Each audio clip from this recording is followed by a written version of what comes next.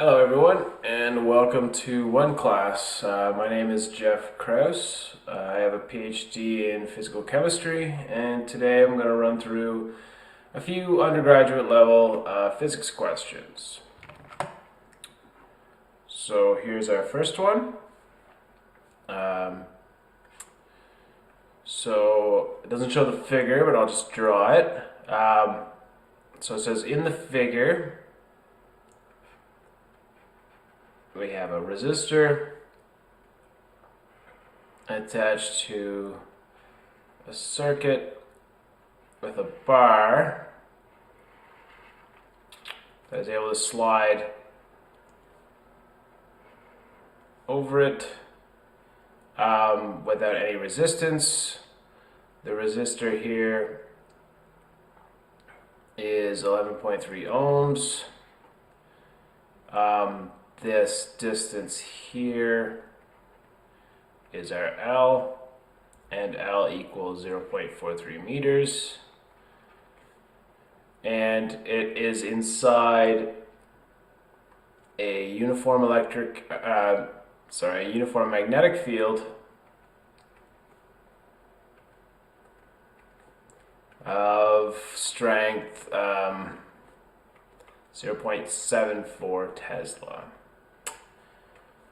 Okay. And it's all coming out of the page, so B is 0.740 Tesla, and this moves with the velocity V. And it asks, the question is, what speed would you need to generate a current of 0.135 amps. Sorry.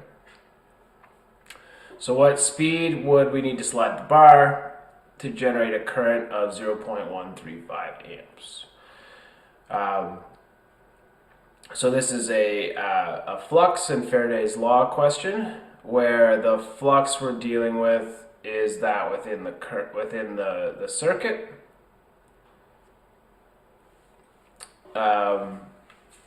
Which doesn't actually matter too much, or the changing, and we're dealing with a volume change, right? So our flux is our B field dot our area, where our area would again be that within the circuit here, or what we're going to actually use is our area is just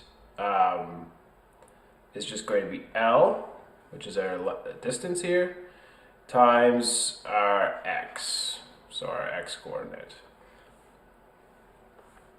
And so, and then to give it, because it's a vector, I'm just going to say it's out of the page, and I'm going to define some axes here. So this would be x, y would be up,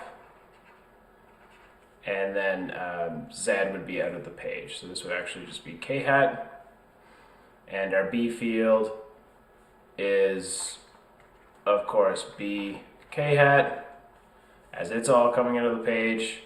And so our flux is just B dot A, k hat dot k hat is just 1. So we can actually just write this as BLX. And then from Faraday's law, we have that our electromotive force is minus the derivative of the flux with time. So if we take the derivative of these quantities, our magnetic field and our length there aren't going to depend with time, so we can take those out front and write it as dx by dt. But of course, dx by dt is our velocity.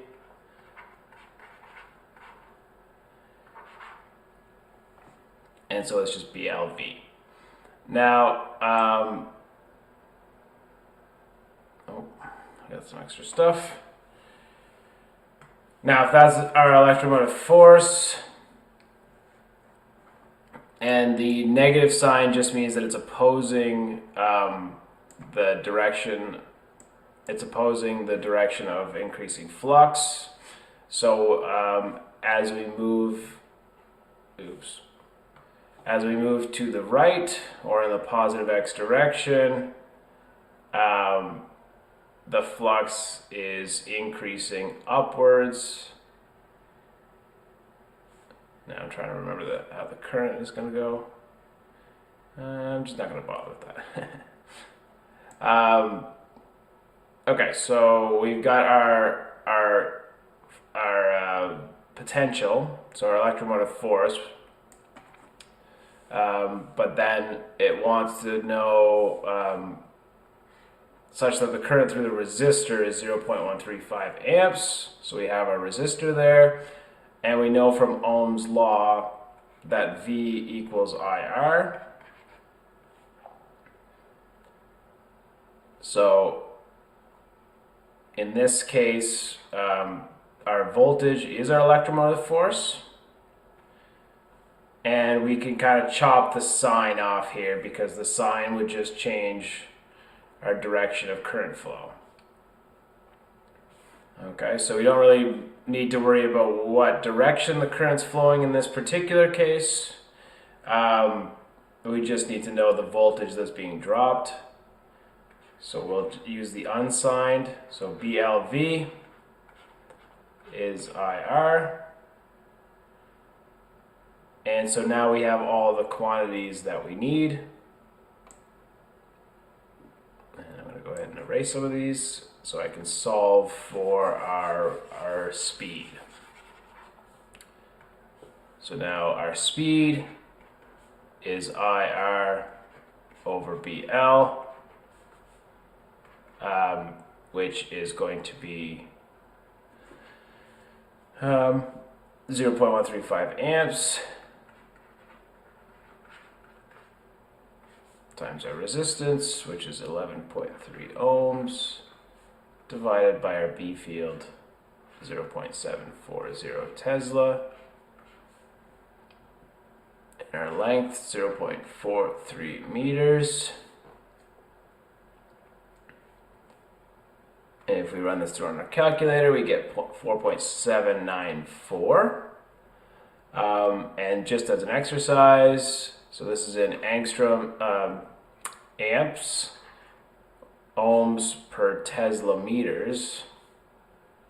So an ohm is a kilogram meter squared per second squared amp squared, and a Tesla is a kilogram per second squared amps.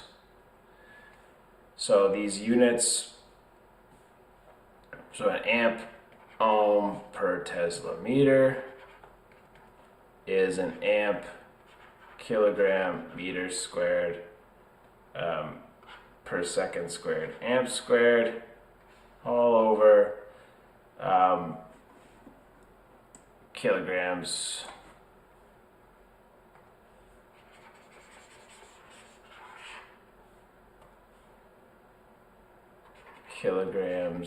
meters, kilograms per second squared amps meters. Okay, so then this meter is going to cancel with that guy. This amp is actually going to end up here, and it's going to cancel with these two. And these kilograms are going to cancel. And this is the reason never to try things.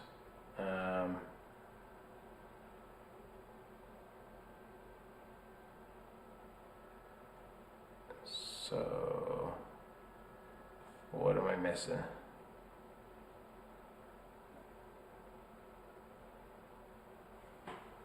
Second. Oh, sorry. So the ohm is actually seconds cubed. There we go.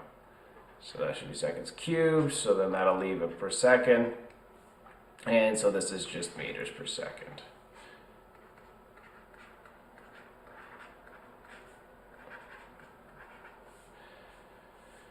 Which is the appropriate units you should get out. So that's good. That means we didn't make any mistakes.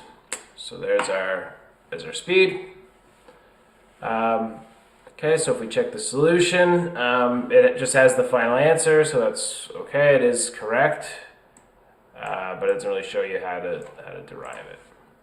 So I'd say it's correct.